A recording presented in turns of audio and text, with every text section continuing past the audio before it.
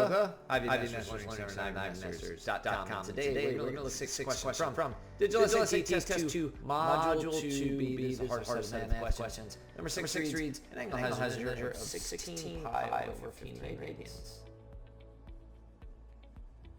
What is the measure of the angle in degrees? Okay.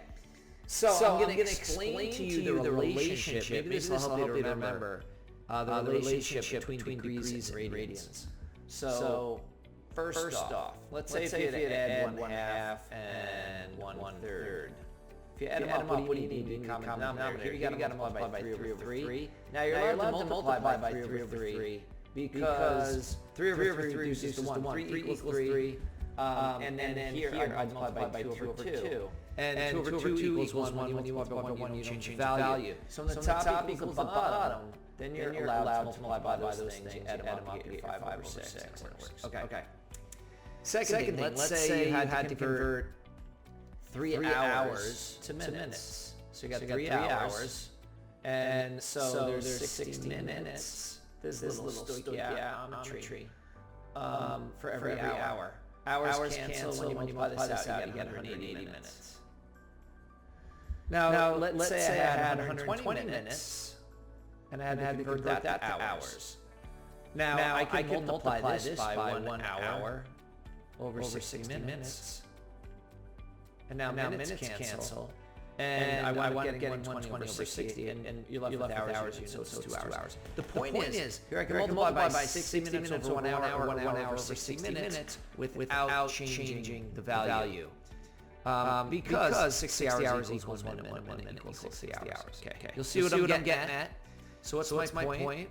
If we look at the formula for circumference of a circle, circumference equals to pi r.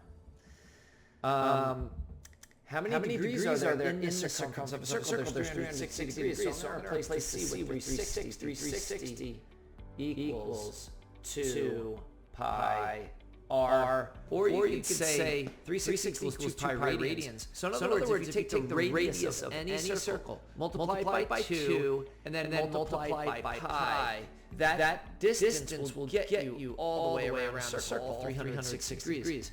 Now notice here, if I divide both sides by 2, I just simplify this ratio. 180 equals pi times radius. So again, if you take the radius of any circle, multiply by pi, it will get you exactly halfway around the arc of that circle, which is 180 degrees. This is the conversion. 180 equals pi radians. So in other words, what you're allowed to do, since 180 equals pi radians, you could multiply by 180 over pi, or pi over 180, depending on what conversion you need. Now for this question in particular, we have radians. And notice there's a pi on top. Degrees has no pi, so we got to get rid of that pi. So which one do we have to multiply by?